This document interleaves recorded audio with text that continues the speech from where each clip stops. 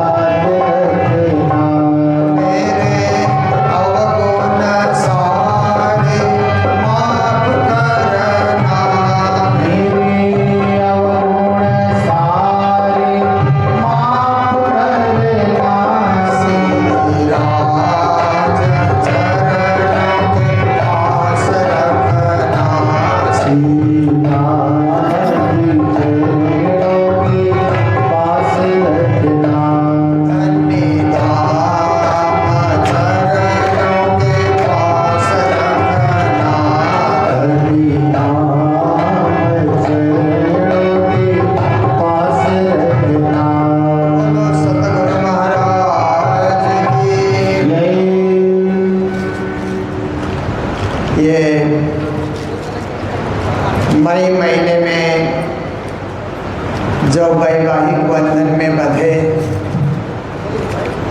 उनकी ओर से प्रतिवर्ष पूज्य स्वामी श्री सदानंद जी महाराज जी, जो सभी के तारतम प्रदाता हैं, उनके द्वारा श्रीमद् भागवत की कथा होती है। और मुझे भी कई प्रसंगों में इस कार्यक्रम में सम्मिलित होने का मौका मिल ही जाता है। तो सभी आने वाले हैं, कुछ आ भी गए हैं। ऐसे भी दूल्हा दुल्हन तैयार होते हैं तो समय लगता ही है। तो जितने आए हैं भाग्यशाली हैं। तो देखिए कि संसार में सबको शांति चाहिए।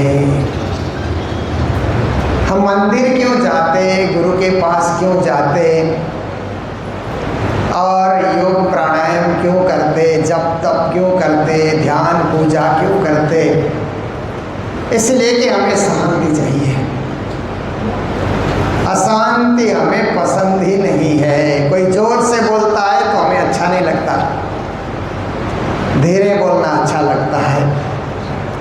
कोई गुस्सा करता है तो हमको अच्छा नहीं लगता, क्योंकि प्रेम से रहे, मिल करके रहे, गुस्सा क्यों करे, अशांति क्यों मचाए, कलह क्यों मचाए, झगड़ा क्यों डाले, ये हमें पसंद नहीं है। क्योंकि हमारा स्वभाव है मैत्री स्वभाव। हम मित्रता से रहना चाहते हैं, सद्भाव से रहना चाहते हैं, प्रेम से रहना चाहते हैं। और आप देखिए कि परमात्मा ने हमें शांति जो भी है वो कम बोलने में, मौन रहने में, ज़्यादा झंझट झमेले में न पड़ने में शांति हमें दिया है। परंतु हम खुद ही अपने शांति को अशांति में बदल देते हैं। खुद ही हम क्या है कि बेबस हो जाते हैं, खुद ही परेशान हो जाते हैं, खुद ही कलह करने लग जाते हैं, खुद ही अपने मन की बात सबको सुनाते हैं। फिर किसी ने औरों को सुना दिया तो हमें फिर दुख होता है। तो ये सब क्या है कि अशांति परमात्मा ने नहीं दिया, हमने खुद ब खुद उसको पैदा किया। परमात्मा तो हमेशा शांति देते हैं, प्रेम देते हैं, सद्भाव देते हैं। पर मनुष्य का स्वभाव है कि शांति को अशांति में बदल दे और ज्ञान को अज्ञान में बदल दे। और इस प्रकार से आप अहिंसा को हिंसा में बदल दे। ये मनुष्य का स्वभाव होता है। उस स्वभाव के परिवर्तन के लिए फिर से मंदिर जाना, फिर से झुकना, फिर से गुरु के शरण में रहना, फिर से सत्संग सुनना, कथा सुनना, प्रवचन सुनना और अपने शांति को फिर बनाए रखना, अपने शांति को हृदय में सजाए रखना, ये हमारा परम कर्तव्य है, यही हमारा परम धर्म भी है। तो देखिए तारतम सागर है, एक तरफ सुख सागर है ना, श्रीमद् भागवत को सुख सागर कहते हैं। सुखदेव मुनि महाराज ने भी उसको सागर के समान बहाया। वेद व्यास जी ने तो लिखा, भागवत का लेखन वेद व्यास जी ने ही किया है, पर उनकी लिखी हुई बातों को कथा के रूप में भी सुनाया जा सकता है लोगों को, प्रवचन के रूप में, कथा के रूप में उसको बहाया जा सकता है और ज़्यादा संख्या में लोग उसको सुन सुन करके भक्ति के तरफ उन्मुख हो सकते हैं। ये कार्य सुखदेव मुनि महाराज ने किया। सबसे पहला भागवत के प्रथम प्रवक्ता के रूप में, प्रथम कथाकार के रूप में सुखदेव मुनि महाराज जाने जाते हैं कि उन्होंने उस कथा को इतने सुंदर रीत से समझाया। राजा परीक्षित तो एक श्रोता थे, पर वहाँ पर तो ऋषि मुनि महात्मा ज्ञानी ध्यानी तपस्वी, क्योंकि सब लोग सोच रहे थे कि मोक्ष कैसे मिलेगा, क्योंकि जीवन तो हम जी लिए, जैसे भी सुख दुख को बटोरते हुए, अनेक प्रकार की समस्याओं से जूझते हुए हम जीवन तो जी गए। परंतु अब फिर इस जीवन का अंत तो मोक्ष में ही होगा ना। आत्मा को मोक्ष तो देना पड़ेगा। आत्मा को एकदम भूत बना करके, प्रेत बना करके, पिशाच बना करके भटकाना तो नहीं होगा। जिस आत्मा ने हमको इतना सुख दिया, जिस आत्मा ने हमको चलने फिरने की ताकत दी, और जिस आत्मा ने हमको संसार में, परिवार में, सब जगह एक मान्यता प्रदान की, उस आत्मा को गतिहीन बना देना, उस आत्मा को भटका देना, उस आत्मा को अशांत कर देना, ये भी तो हमारा काम नहीं है। इसीलिए आत्मा को शांति मिले, आत्मा को मोक्ष मिले, आत्मा को परम धाम मिले, आत्मा को परम पद मिले, आत्मा को परमात्मा का चरणारविंद मिले, इसके लिए परमात्मा के तरफ लौटना और परमात्मा की कथा, परमात्मा की चर्चा सुनना, इससे आत्मा जागृति का मार्ग प्रशस्त हो जाता है। तो सुखदेव मुनि महाराज ने भी आत्मा जागृति के लिए श्रीमद् भागवत की कथा सुनाई और ऋषि महर्षियों को जगाया उन्होंने कि ऋषि महर्षि सोच रहे थे हम लोग तो बुढ़े हो गए, अनेक जप साधना करके, यज्ञ हवन इत्यादि करके, अनेक पूजा पाठ करके हम लोग वृद्ध हो गए, पर अखंड मोक्ष कैसे होगा, क्या होगा? तो सुखदेव मुनि महाराज ने कहा कि कृष्ण भक्ति करो, कृष्ण चरणारविंद में एकाग्र हो जाओ और आपको यही मोक्ष गति दे सकते हैं। सभी देवी देवताओं की कथा सुनाई और अंत में कृष्ण कथा सुना करके कहा कि श्री कृष्ण शरणम मम, श्री कृष्ण शरणम मम, श्री कृष्ण शरणम मम। देखिए हम कृष्ण के शरण में हैं, कृष्ण हमें शरण दे, कृष्ण हमें शरणागति दे, कृष्ण हमें अपने चरणों में बनाए रखें। तो श्री प्राणनाथ जी महाराज ने भी, सदगुरु महाराज ने मौखिक रूप में जो परम धाम का ज्ञान दिया था। अब आप देखिए कि प्रणामी दर्शन में क्या रहस्य है कि प्रणामी दर्शन में कृष्ण की ब्रज की लीला, रास की लीला भी बताई गई है और ब्रज रास में आने से पहले कृष्ण कहाँ थे वो लीला भी बताई गई है।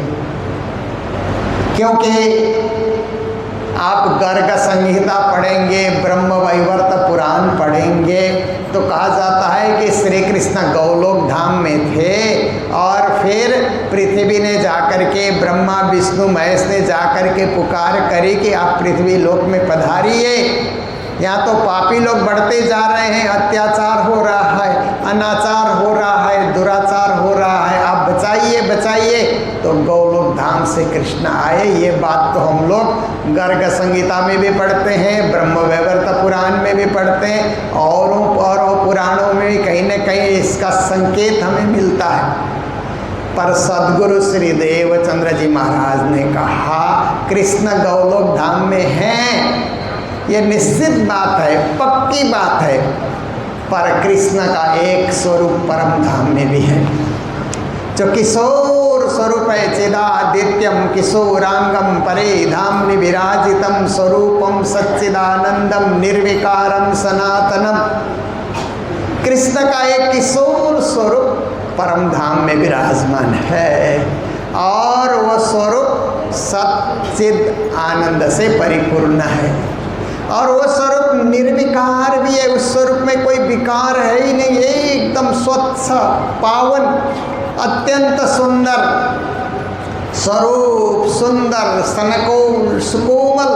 देखिए ऐसे सुंदर स्वरूप, सनकुल मतलब प्रसन्न बदन वाले और सुकोमल अंग, अत्यंत कोमल मुलायम, ऐसे उनके अंग प्रत्यंग हैं और स्वरूपम सच्चिदानंदम, सच्चिद आनंद से वो परिपूर्ण है। निर्विकारम, उनमें विकार नाम की कोई चीज़ है नहीं, बिल्कुल निर्विकार है। सनातनम, सदा सदा वो बने रहते हैं। सनातन का अर्थ होता है नहीं मिटने वाला। जैसे हिंदू धर्म को सनातन धर्म कहा जाता है ना, सनातन का अर्थ होता है हिंदू धर्म का कभी अंत नहीं होगा। ये सदा काल से आप देखिए, इस धर्म को मिटाने के लिए मुगलों ने भी कितना भारी प्रयास किया, ब्रिटिश लोगों ने, अंग्रेजों ने भी कितना प्रयास किया, परंतु मिटा ही नहीं। फिर भी उसी तरह चल रहा है, फिर भी उसी तरह प्रचार हो रहा है, फिर भी उसी तरह विश्व के लोग आकर्षित हो रहे हैं। पहले तो देसी लोग ही सनातन भक्ति में आकर्षित थे, अब तो विदेशी लोग भी आकर्षित हो गए।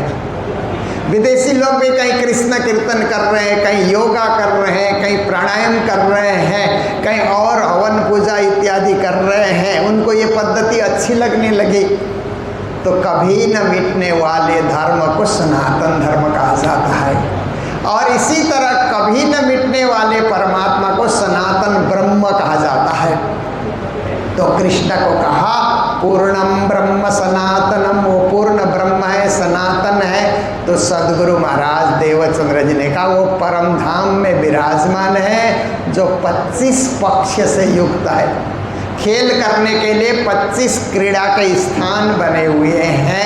ऐसे दिव्य परम धाम में पूर्ण ब्रह्म श्री कृष्ण रहते हैं, और उनके साथ श्यामा जी रहती हैं, और 12,000 उनकी अंगनाएं भी वहीं पर रहती हैं। आनंद की लीला, सत की लीला, चित्त की लीला, आनंद की लीला, परिपूर्णता की लीला, ऐसी लीला में निमग्न रहते हैं। परंतु क्या हुआ कि ऐसी लीला करते हुए भी साक्षात पूर्ण ब्रह्म श्री कृष्ण जिन्हें परम धाम में राज्य कहा जाता है, वो पक्ष के हिसाब से सखियों को लीला दिखाते हैं। तो कभी 7 घाट की लीला दिखाते हैं, कभी वहाँ पर बट के पुल की लीला, कभी केल के पुल की लीला, कभी जाकर के जमुना में झीलना की लीला वो दिखाते हैं, और कभी क्या है कि वो धूप दुलीचा की लीला दिखाते हैं, कभी अन्नबन की लीला, कभी महाबन की लीला, कभी मधुबन की लीला, कभी पुखराज पहाड़ की लीला, कभी मानिक पहाड़ की लीला, कभी 24 हांस में फुवार के वो छटाओं की लीला। अनेक लीलाओं में उन सखियों को अलमस्त करते हैं, और रंगमहल में फिर आकर के ब्रह्मानंद लीला में उनको सम्मिलित करते हैं। ये सब लीलाएं परम धाम में चलती रहती है। पर सुबह सुबह जब राजश्यामा उठ करके जब तीसरी भूमि में आते हैं, और वहाँ पर सखियों को कहते हैं अब कौन सी लीला देखनी है, तो सखियाँ कहते कोई नई लीला दिखाइए। कल की लीला देखी, परसों की लीला देखी, महीने भर की लीला देखी, सब लीला देखी, 25 पक्ष में घूम घूम करके लीलाएं हमने देखी है, परंतु और नई लीला दिखाइए ना। क्योंकि ये एक स्वभाव होता है, हर एक का स्वभाव होता है कि नई चीज़ को देखें। जैसे कोई आकर के कहता है ना कि हिल स्टेशन के विषय में कोई कहे कि ये नैनीताल बहुत सुंदर है, तो आप भी जाएंगे, देख करके आएंगे। फिर कहेगा नहीं उससे सुंदर तो दार्जिलिंग है, गैंगटोक है, तो आप उधर दौड़ेंगे। नहीं, शिमला उससे सुंदर है, शिलोंग उससे सुंदर है, इधर दक्षिण भारत में ऊटी और कोडाईकनाल आदि है ना, वो और आपका मन करेगा वो भी देखें, वो भी देखें, वो भी देखें। पर आज देखिए हिल स्टेशन घूमने वाले, कश्मीर घूमने वाले अब सब कहाँ घूम रहे हैं? वृंदावन। अब वही वृंदावन में परिक्रमा कर रहे हैं, वही अयोध्या में परिक्रमा कर रहे हैं, वही काशी में परिक्रमा कर रहे हैं, वही उज्जैन में परिक्रमा कर रहे हैं। अब लोगों में इतना धार्मिक भाव जग गया है कि हिल स्टेशन खाली होने लगे, वहाँ के होटलों में रूम बुक नहीं हो रहे हैं, और हमारे तीर्थों में अच्छे अच्छे होटल खुल रहे हैं और वहाँ जगह नहीं मिल रही है। ये भी सनातन का प्रभाव है ना, कि धर्म के प्रति, कृष्ण के प्रति और श्री राम प्रभु के प्रति, भगवान शंकर के प्रति लोगों का विश्वास बढ़ता जा रहा है। और नए नए लड़के लोग, लड़कियां जो किशोर किशोरियां हैं, ऐसे भी वहाँ पर परिक्रमा कर रहे हैं और वहाँ से भक्ति प्राप्त करने का आनंद ले रहे हैं। कहाँ पहाड़ों में ट्रैकिंग करने जाते थे, अब वृंदावन के वो मार्ग में परिक्रमा करते हुए नजर आते हैं, गोवर्धन में परिक्रमा करते नजर आते हैं। तो देखिए हर चीज़ नई चीज़ हो और नई चीज़ में शांति भी हो, सद्भाव भी हो, प्रेम भी हो, इसकी खोज की जा रही है। तो परमधाम की सखियों ने भी कहा कि हे राज महाराज नई लीला कुछ दिखाइए ना। उन्होंने सोचा परमधाम का तो बार बार दिखा दिया, फिर भी इच्छा तो पूरी नहीं होती है, इसलिए उन्होंने अक्षर के दर्शन कराए और अक्षर द्वारा रचित ये विश्व ब्रह्मांड की लीला दिखाने के लिए उन्होंने प्रोग्राम बनाया। तो फिर क्या होता है कि एक तरफ से वो कहते हैं कि ये अक्षर की लीला, अक्षर के दर्शन मैंने कराए, पर तुम लोगों ने अक्षर की लीला देखने के लिए इच्छा जाहिर की, पर लीला देखने योग्य नहीं है, भूलोगे भूलोगे भूलोगे। वहाँ जाने के बाद तो अनेक देवी देवताओं की पूजा, यही हमारी कुल परंपरा है, बाप दादों से चला आ रहा है। ऐसा करके उस पूजा पाठ में, जप ध्यान में, उसमें तुम लोग लग जाओगे, मुझ पर ब्रह्म की भक्ति छूट जाएगी, पर ब्रह्म की पहचान छूट जाएगी, इसलिए वो खेल देखने योग्य नहीं है। और कई ऐसे भी हो जाओगे कि मेरा घर, मेरा परिवार, मेरा संसार, इतने में ही रच पच करके रह जाओगे, कभी कोई पूजा पाठ तुमसे होगा नहीं। माया का खेल इतना प्रबल होता है, फंसते जाओगे। नख अंगरी को ले जाए तोड़, तरंग बड़े मेर से होए, इत खड़ा रहने न पावे खोए। लहरों पर लहर मारे घेर, आड़े देत भमरियाँ फेर। उन्होंने समझाया कि ये तो माया की लहरों का कोई अंत नहीं है, बीच बीच में भमरियाँ भी पड़ती है। आप देखते हैं समुद्र में, नदियों में जहाँ भमरियाँ गोल गोल पानी घूमने लगे, ऐसे में बड़े बड़े तैराक भी डूब जाते हैं, कितना पानी का जोर होता है।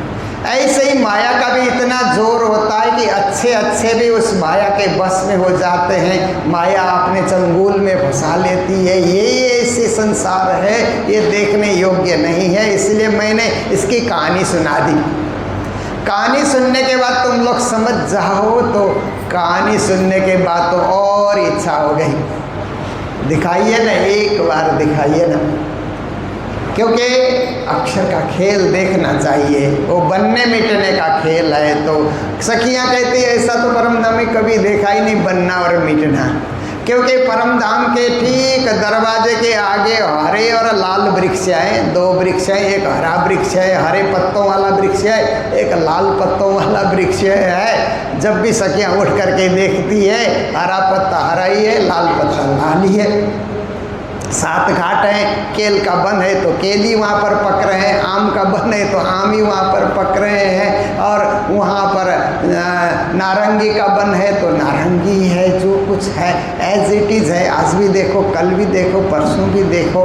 पतझड़ परमधाम में कुछ कभी होता ही नहीं है कि पत्ते गिर जाएं, वहाँ कुछ होता नहीं है। जैसे चिड़िया हैं, एक ही ढंग की चिड़िया हैं, वहाँ मरना भी नहीं होता, जन्म लेना भी नहीं होता है वहाँ पर। तो सखियों के मन में इच्छा हुई, जन्म क्या है, मृत्यु क्या है, सुख क्या है, दुख क्या है, और संसार में बिगड़ना क्या है, बनना क्या है, ये सब चीज़ें हमें देखने की इच्छा हुई। आप दिखाइए। तो ये जगत में ये सब चीज़ें होती थी। सृष्टि का नियम ऐसा है, प्रकृति का नियम ऐसा है कि यहाँ आया है सो जाएगा, राजा रंक फकीर, कोई सिंहासन चढ़ चले, कोई बांधा जाए जंजीर। एक बार एक वृक्ष से पत्ता गिरा, तो पत्ता जब नीचे गिरा तो पत्ता क्या बोलने लगा?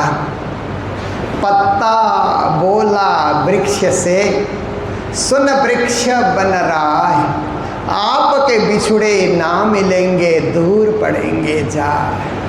पत्ता रोता हुआ बोल रहा है, हे बन रहा है, हे बन वृक्ष, आप में ही हम पैदा हुए, परंतु आज हवा के एक झोंके से हम गिर गए, आपसे टूट गए, आपके साथ हमारा रिश्ता टूट गया। और दूर जाकर के हम पड़ गए, गिर गए। अब न जाने कोई हवा का ऐसे झोंका आ जाए, हम कहाँ से कहाँ पहुँच जाएंगे और कहाँ हम सूख जाएंगे, कैसी हमारी दशा स्थिति होगी। आपसे बिछड़ गए, वृक्ष बन रहा है, क्या करें? तो वृक्ष क्या जवाब देता है? वृक्ष जवाब देता है कि कहता है, वृक्ष बोला पात से, सुन पत्ते मेरी बात, इस जग की यह रीत है, एक आवत एक जात। वृक्ष बोला, अरे पत्ता मेरी बात को सुन ले, ये सृष्टि का नियम है, जगत का नियम है, एक आ रहा है एक जा रहा है। तू चला गया तो हम क्या चिंता करें, नए पत्ते निकल आएंगे। ये सृष्टि का नियम है। देखिए दुनिया में बुढ़े पुराने लोग सब चले जाते, नए बच्चे पैदा हो जाते, आना और जाना संसार का नियम है। कोई जन्म ले रहा है, किसी का धाम गमन हो रहा है, मृत्यु हो रही है, सृष्टि में यही सब चलते रहता है। इसलिए पूर्ण ब्रह्म परमात्मा ने कहा कि अरे सखियों, वो देखने योग्य नहीं है। वहाँ जाओगे तो ऐसे भूलोगे, ऐसे कर्म के चक्र में पड़ोगे, ऐसे सुख दुख झेलते रहोगे, ऐसा लेन देन का चक्र चलता रहेगा, कभी खत्म होगा ही नहीं। बस उसी में बंधे रहो, उसी में पड़े रहो। और दुनिया में जाने के बाद दुनिया वालों को राजी करने में इतने आप परेशान हो जाओगे, कोई राजी होता नहीं है। कितना ही प्रयास करो, देखो घर की माँ कितना मेहनत करती है ना, सुबह सबसे पहले उठना, रात को सबसे बाद में सोना। माँ का धर्म कितना बड़ा होता है, और वो भी निःशुल्क करना, कोई पैसा लेकर के नहीं है। माँ जो सेवा करती है ना, वो निःशुल्क सेवा है ना। निःशुल्क सेवा करते हुए सबको खिलाना पिलाना और सब सोने के बाद में सोना, फिर सुबह सबसे पहले उठना, घर की सफाई देखना, सबको खिलाने पिलाने की व्यवस्था करना, परमात्मा की भक्ति भी कर लेना। कितना मेहनत का कार्य होता है, पर एक भी सदस्य नहीं बोलता है कि माँ तुम महान हो। ऐसा कहाँ किसी घर में बोला जाता है? सोचते हैं ये तो इनका काम है, ये करना ही पड़ेगा इनको, इसी के लिए ये माँ है।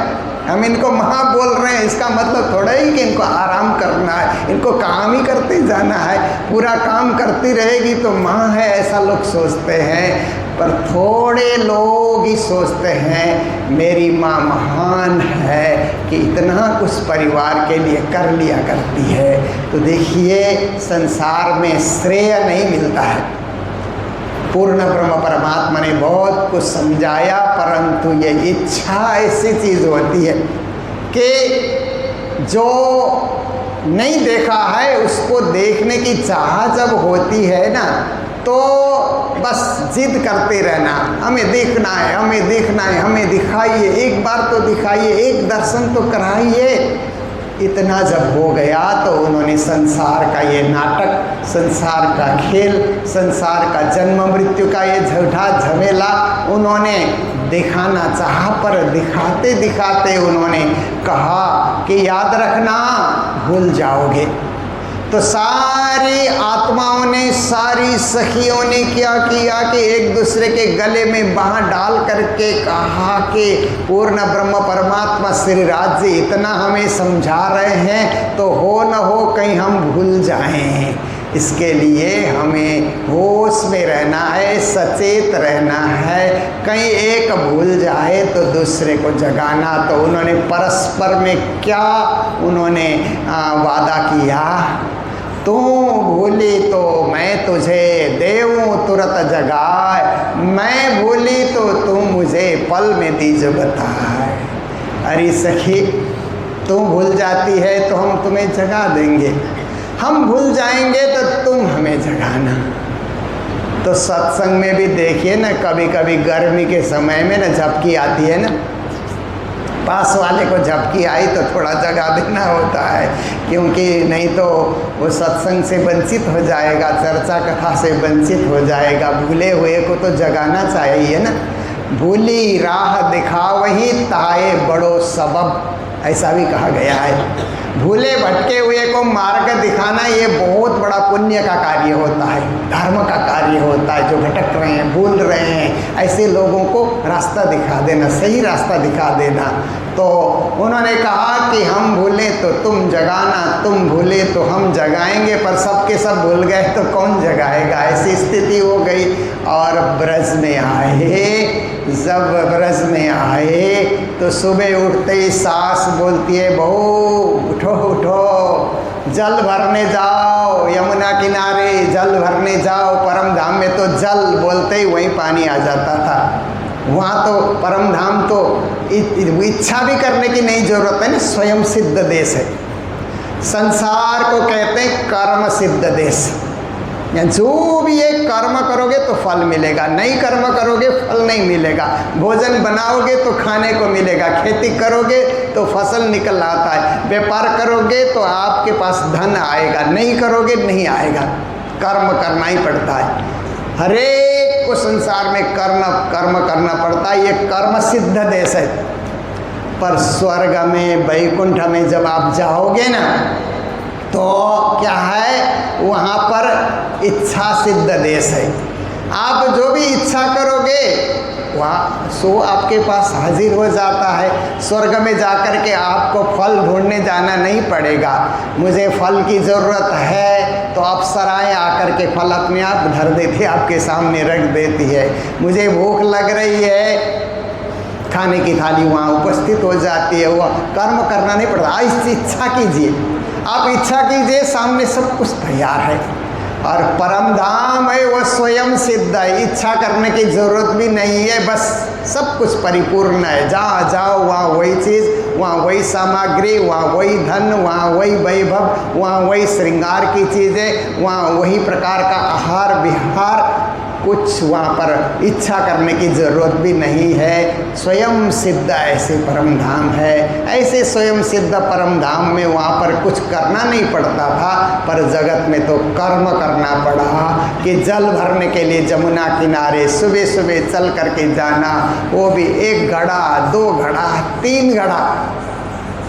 कैसे उन लोगों का गर्दन रहा होगा, कैसे उन लोगों का शरीर रहा होगा। ब्रज की गोपियों को 3-3 घड़े। आजकल भी आप देश में कहीं कहीं गांव में जाते हैं तो कुएं में पानी भरने के लिए माताएं आती है ना, घड़े के ऊपर घड़ा चढ़ाती है, तो हम लोगों का आश्चर्य होता है। हम लोग तो थोड़ी देर ऐसे सीधा करके नहीं बैठे तो गर्दन ऐसे दुखने लग जाता है, इतना पानी ढोने वाली माताओं को। पर उनको धन्यवाद कोई नहीं करता है, उनको भी धन्यवाद करना चाहिए कभी कभी। ये मेहनत ब्रज में शुरू हुआ, ब्रज गोपी के रूप में। और इतना ही नहीं, घर में अब पति है, सास है, ससुर हैं, बच्चे हैं, गाय है, बछड़े हैं, दूध निकालना है, घर का सारा काम करना है। और गोबर को क्या है कि उसको सूखने देना है और उसी से लकड़ी की तरह उसको जलाना है। नहीं तो फिर वृंदावन में लकड़ी ढूंढने के लिए चले जाओ, गोवर्धन में लकड़ी ढूंढने चले जाओ, इतना कुछ काम। फिर दूध बेचने के लिए मथुरा चले जाना, कभी उसको दही बना करके बेचने जाना, कभी मक्खन तैयार करके बेचने जाना, सामान वहाँ कर ले करके आना, राशन पानी इत्यादि ले करके आना।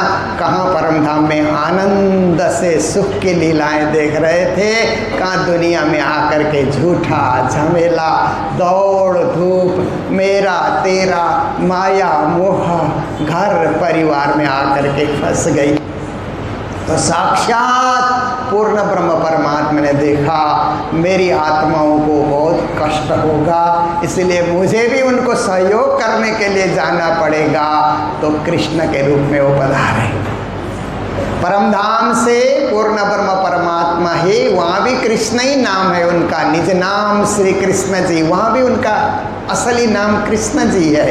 राज, पिया, धनी, ये सब उपनाम है, मूल नाम कृष्ण है वहाँ। और यहाँ भी कृष्ण के रूप में ही पधारे, क्योंकि जब बलराम और कृष्ण का नामकरण संस्कार होता है ना, तो घर घर इसी जी बोलते हैं कि ये कृष्ण नाम मैं यहाँ नहीं रख रहा हूँ, ये नाम तो इनका अनादि नाम है। आज का नाम नहीं है, ये पूर्व से ही इनका यही नाम चला आ रहा है। और आज पंचांग देख करके, घोड़ा चक्र देख करके भी यही नाम इनका जो है जच रहा है, इसलिए इनका ये अनादि नाम है। तो ऐसे श्री कृष्ण उन सखियों के दुख दूर करने के लिए फिर वहाँ पर उपस्थित हो जाते हैं, जिसे ब्रज लीला कहा जाता है। प्राणनाथ जी वाणी में कहते हैं, ब्रज लीला अति मोटी छे, जो जो नरसैया बचन प्रमाण। कहते हैं ब्रज की लीला भी बहुत गजब की लीला।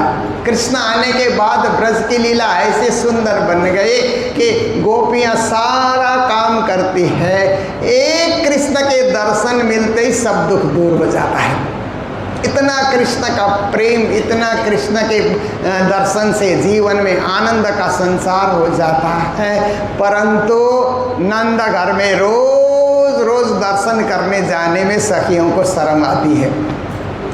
नंदा घर में कोई उत्सव हो तो जल्दी से पहुंच जाती है। उत्सव है, चलो गांव के मुखिया हैं, उनको तो जाना ही चाहिए उनके घर में।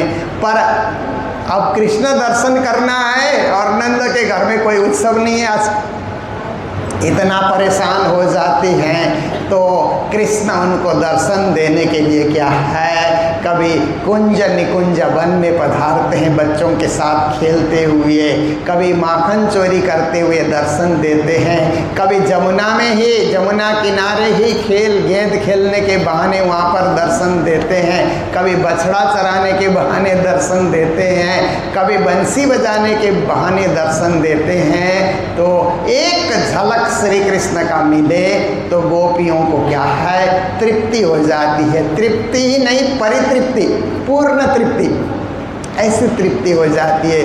तभी तो कहती है, चलो सखे उस देश में जहाँ बसे ब्रजराज, जल भरे दर्शन करें एक पंथ दोए काज। अरे सखी चलो चलो, जहाँ ब्रजराज बसे हुए हैं, कृष्ण खेल रहे हैं जहाँ पर, वहाँ जाकर के हम पहुँचे, जल भरे दर्शन करें।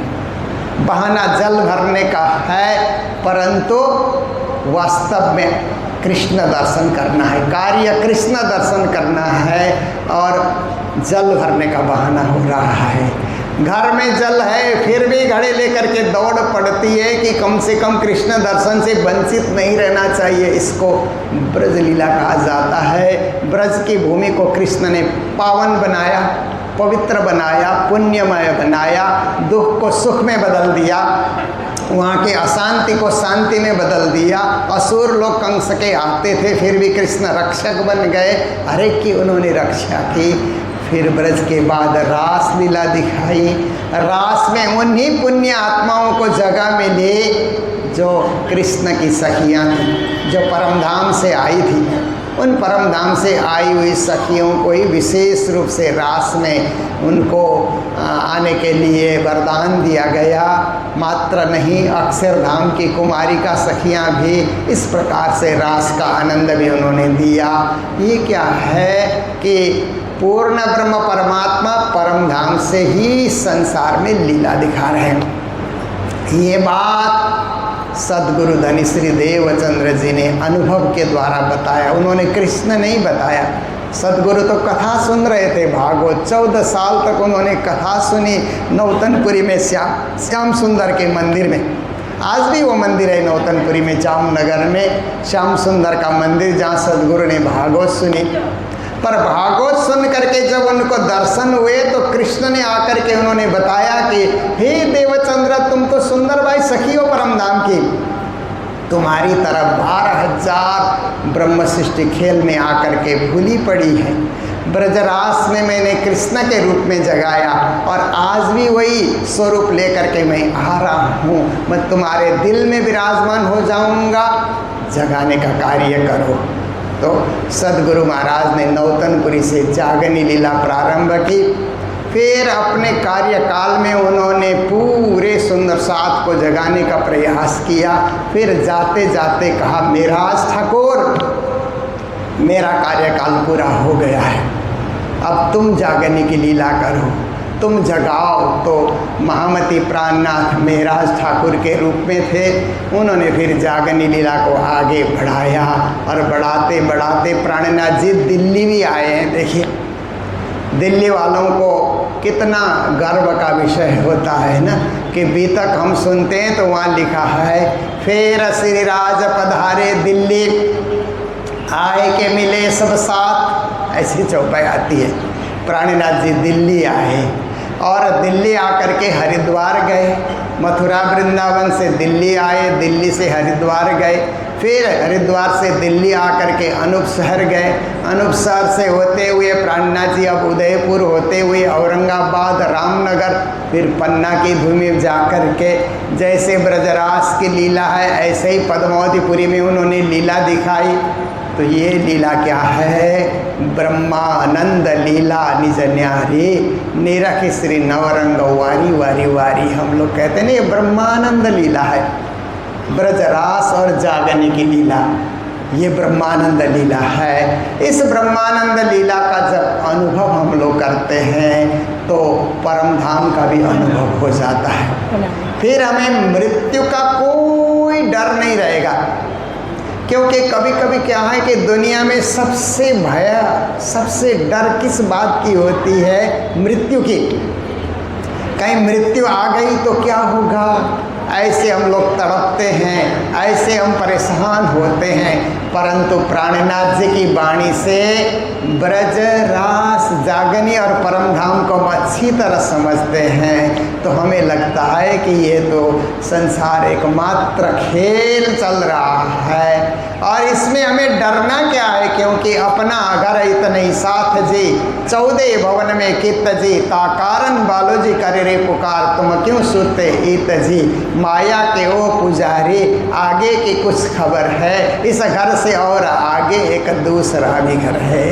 ये ज्ञान हमको हो जाता है, इस घर से परे दूसरा घर ही नहीं है, ऐसा हमको ज्ञान ही नहीं है कि आगे भी कोई घर है। तब तो हम रोएंगे पछताएंगे कि ये घर छूटेगा तो जाएंगे कहाँ जाएंगे। पर जब पक्का हो जाएगा कि इस घर से परे परम धाम और एक घर है जो सच्चिद आनंद से परिपूर्ण घर है, आत्मा को वहाँ जाना है, वहाँ जागना है। और वहाँ जाने के लिए बहुत मेहनत परिश्रम, आपको कुछ नहीं करना है, बस मन को परमात्मा से जोड़ देना, आत्मा को परमात्मा से जोड़ देना है। बहुत कुछ नहीं करना है, परंतु परमात्मा के चरणों में लगे रहना। मनसा वाचा कर्मणा श्री जुगल चरण की आस, मन वचन कर्म से जुगल चरण राज श्यामा पूर्ण ब्रह्म के चरणारविंद की आशा लेकर के हम लोग बैठें तो आत्मा जागृति हो जाएगी। हम अजर बनेंगे, अमर बनेंगे, अविनाशी बनेंगे और उस परम पद और परम धाम के साक्षात फिर से भागीदारी बनेंगे। जो पहले थे वही जगह में हम जाग करके पहुँचेंगे। ऐसा ज्ञान प्राणनाथ जी ने तारतम सागर में हमें बरसाया है, बताया है, मार्गदर्शन किया है। तो थोड़ा आपके समक्ष मैंने रखा। आज पूज्य महाराज जी भागवत के जो कल तक जहाँ प्रसंग है उससे आगे कृष्ण लीला का वर्णन करते हुए महाराज जी की इच्छा है, क्योंकि जहाँ तक कथा पहुँचाएंगे हम लोग को भजन संध्या वाले को देखते हैं ना तो लिखा रहता है शाम को 6 बजे से भजन शुरू करेंगे प्रभु इच्छा तक। तो ऐसे ही महाराज जी जब तक चलाएंगे और उन जोड़ों को खूब खूब हम भी बधाई देना चाहते हैं कि आप सब इसी तरह प्रतिवर्ष कार्यक्रम करते रहें और आप सब आगे बढ़ते रहें, उन्नति करते रहें। इन्हीं शब्दों के साथ अभी की चर्चा को विराम दे रहे हैं। बोलो सतगुरु महाराज की, श्री प्राणनाथ प्यारे की, सर्व सुंदर साथ की प्रणाम।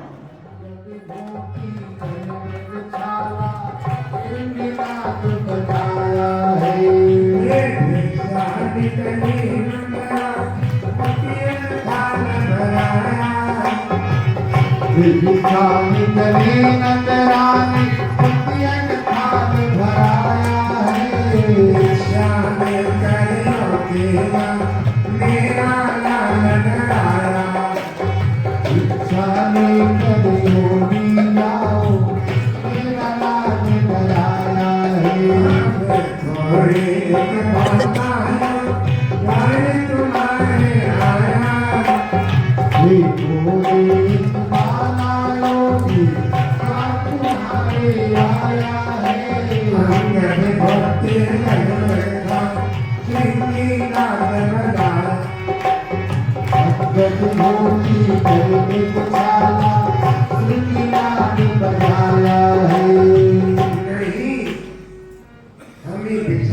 दर्श करा दे मैया मोहन प्यारे का मुख दिखा दे तो है नंदन पाएगा दर्श करा दे मैया मोहन प्यारे का मुख दिखा दे मुझको नंद तुम्हारे का मुझे दिखा दो मेरे द्वारे का धन्य होगा तुम मेरे तुम्हारे का मोती पीछा खोंग मेरे द्वारे का रस होगा तुझको मेरे तुम्हारे का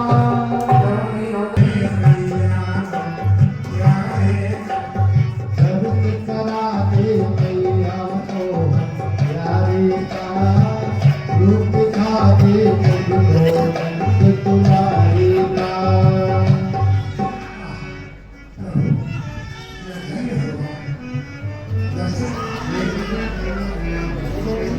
इसके बाद